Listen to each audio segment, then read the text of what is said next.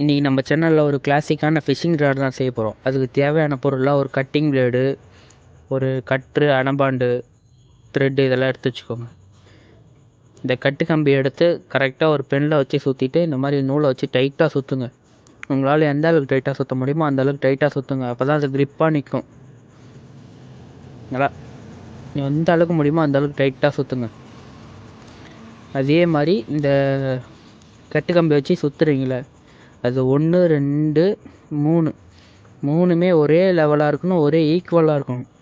அப்போ தான் லைட்டாக கிராஸ் இருந்தாலும் உங்களுக்கு நூல் போகாது. அதில் உங்களுக்கு அடிக்கும்போது ஃப்ரீயாக இருக்காது, உங்களுக்கு ஸ்டெக் ஆகும். எந்த அளவுக்கு ஸ்ட்ரெயிட்டாக வச்சு பண்ணுறீங்களோ அந்தளவுக்கு கரெக்டாக இருக்கும். இதில் ஒரு பாட்டில் மூடியும் இந்த காப்பர் கம்பி வர பிளாஸ்டிக்கும் வச்சு நான் அனபான் போட்டு ஒட்டி ஸ்க்ரூ போட்டிருக்கேன். அது மேலே இன்னொரு மூடியை வச்சுட்டு அனபான் போட்டு ஒட்டிக்கோங்க.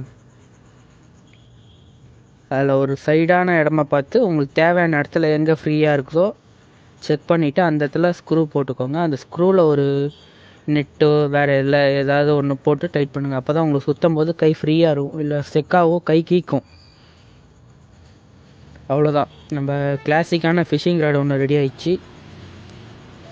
பார்க்கவே யூனிக்காக இருக்குது. வாவ், வேறு லெவல். இதே மாதிரி வீடியோ பார்க்கணுன்னா நம்ம சேனலை சப்ஸ்கிரைப் பண்ணுங்கள். மறக்காமல் பக்கத்தில் இருக்க பெல் ஐகானையும் கிளிக் பண்ணுங்கள். அடுத்தடுத்த வீடியோ உங்களுக்கு எப்படி எப்படி வேணுமோ அதுக்கேற்ற மாதிரி கமெண்ட் செக்ஷனில் கமெண்ட் பண்ணுங்கள். அதுக்கேற்ற மாதிரி வீடியோ போடுறது எனக்கு சப்போர்ட்டடாக இருக்கும். ஓகே நண்பா, பாய். அடுத்த வீடியோவில் பார்ப்போம்.